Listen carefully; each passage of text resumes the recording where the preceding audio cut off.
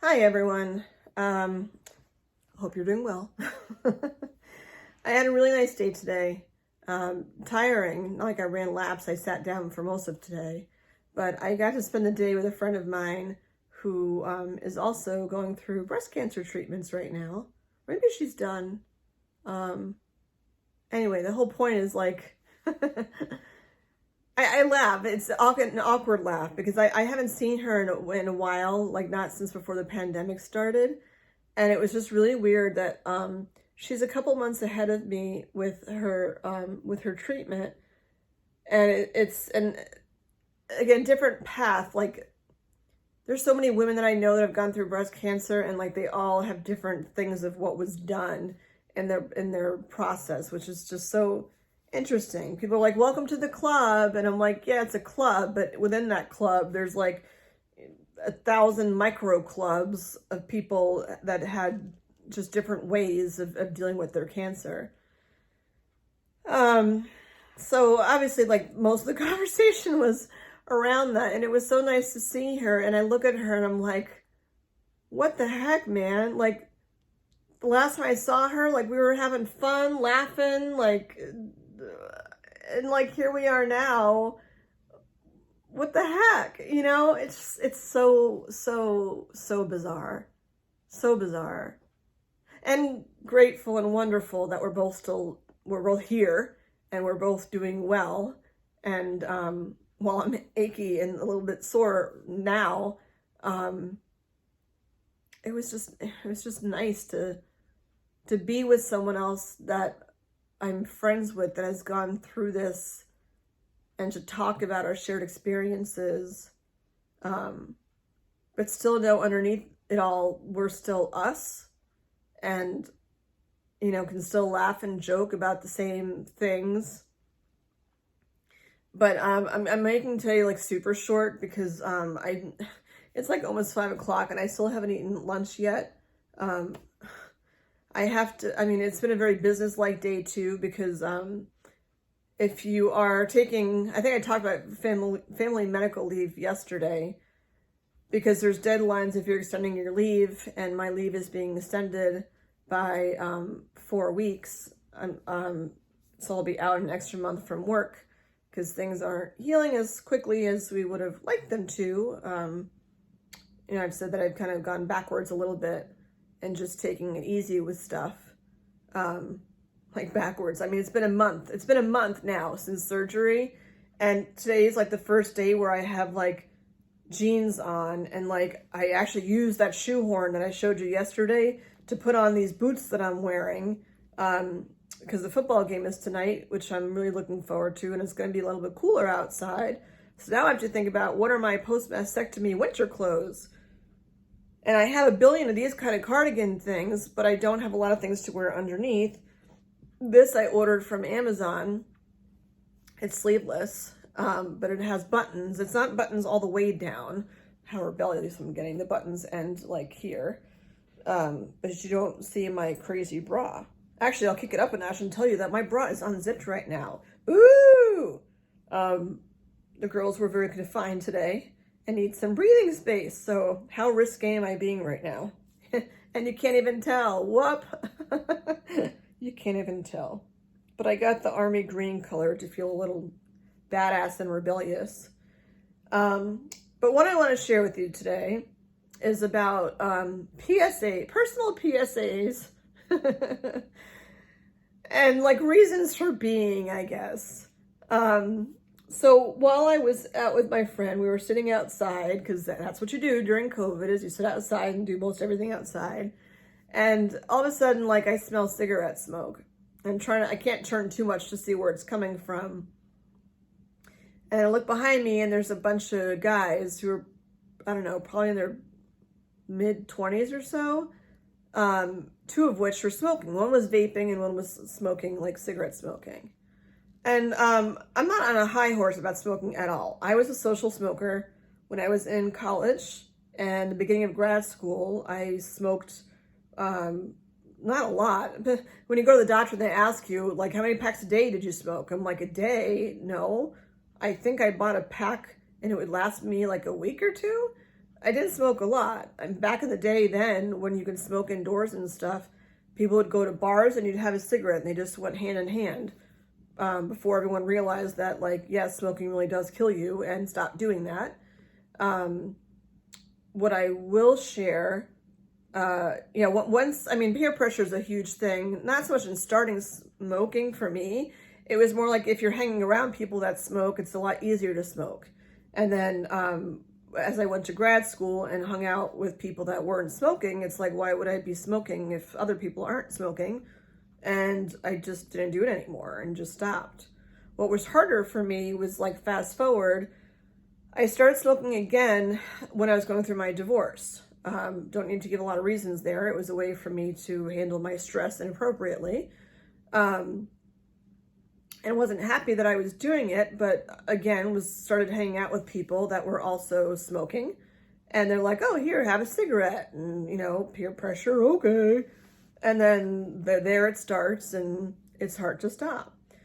But what I wanted to share with you before I get into the guys that were smoking there, for me, these vlogs I know have been helpful with people about going for screenings and stuff for their ladies, because I've heard that from people reaching out to me. And this one I'm going to throw out there for people that are smokers.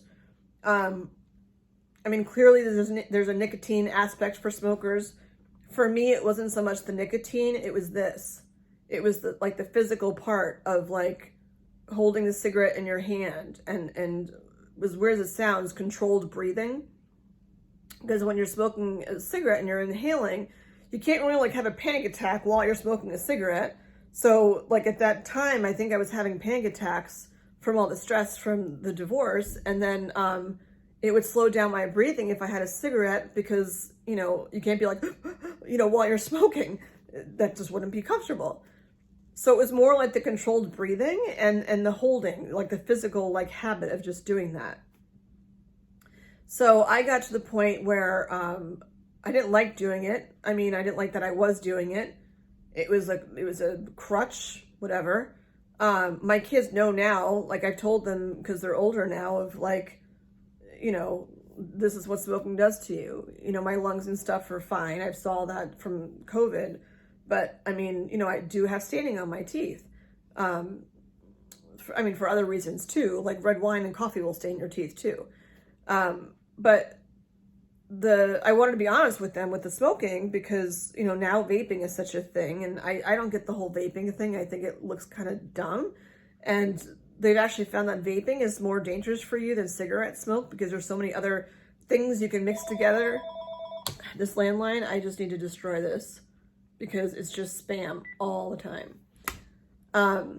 With vaping, there's other stuff that they can mix together inside what you're vaping, and you don't even know it. And it has a chemical makeup that's actually more destructive than cigarette smoke, from my understanding. Again, not a medical doctor.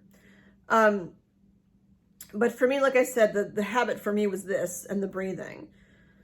So someone had recommended to me about getting those small, thin straws that they have at like at bars, that they use to mix drinks. The holes are pretty small, but the size is not like a regular small straw. The size is like, yay big or so, and it's obviously longer than a cigarette and thinner than a cigarette, but kind of sort of similar to a cigarette.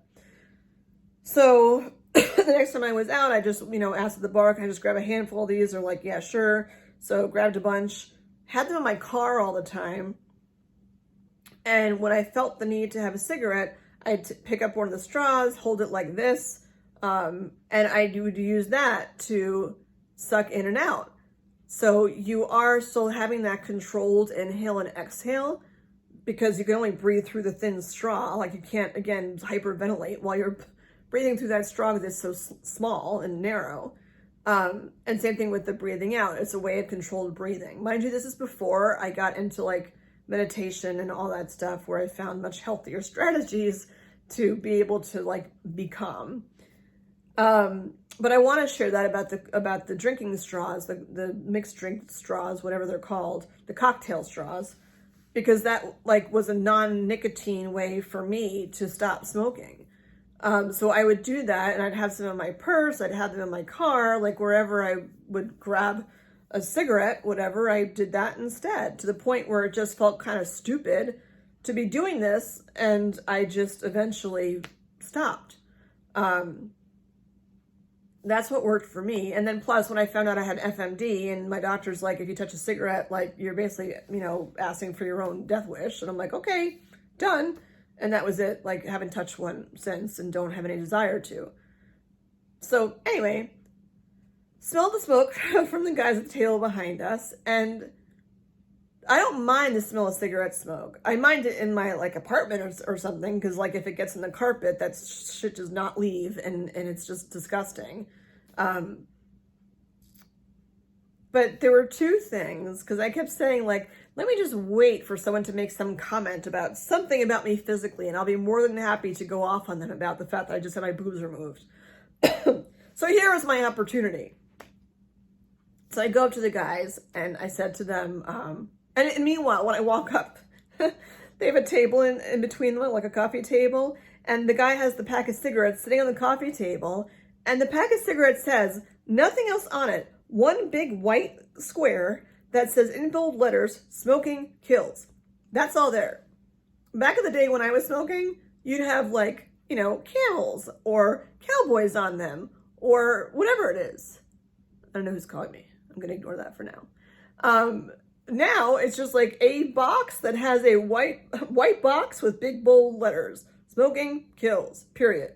And here, oh my gosh, who is calling me? I don't know who that is.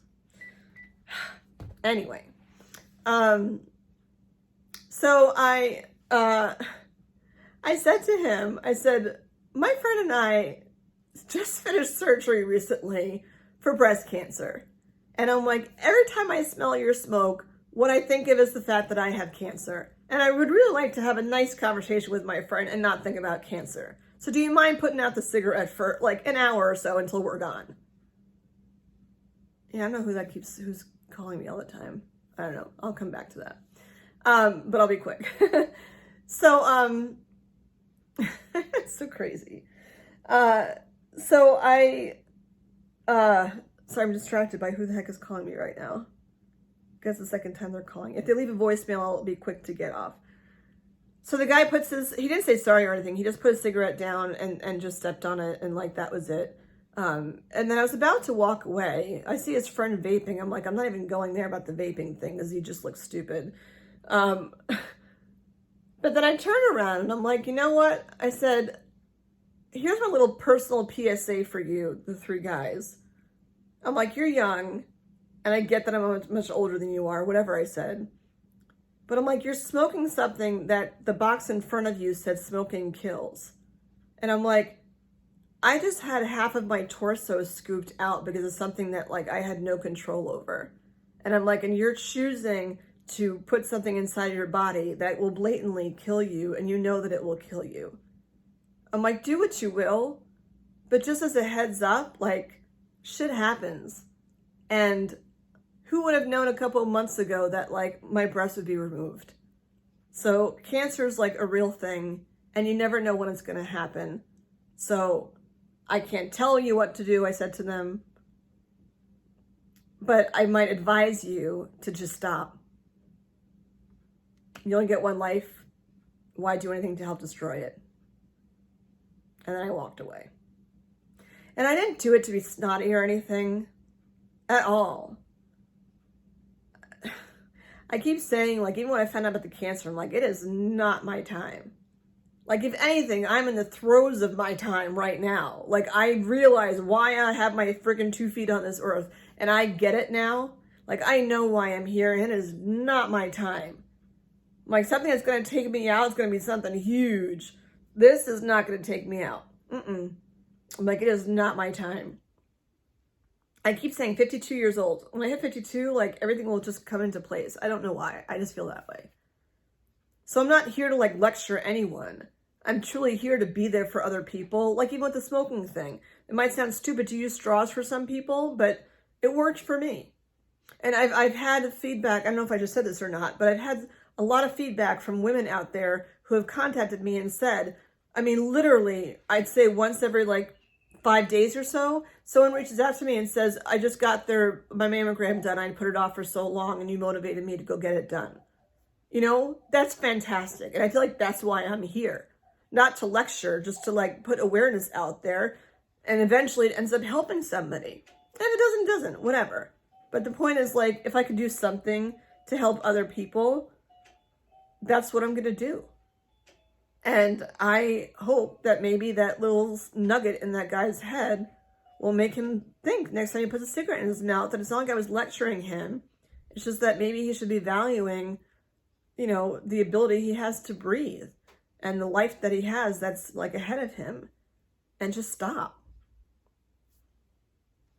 That's all I have for you today. That's it. Record 15 minutes. Yeah.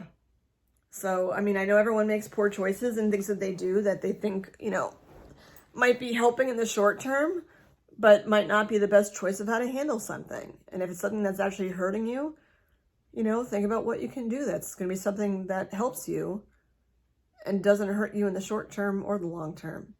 You know, you only get one body. You got to treasure it. That's all I got for you today. I'm going to go rest, eat some food, and then be on my merry way. I'll talk to you tomorrow. Not talk to you. You'll hear from me tomorrow. Bye.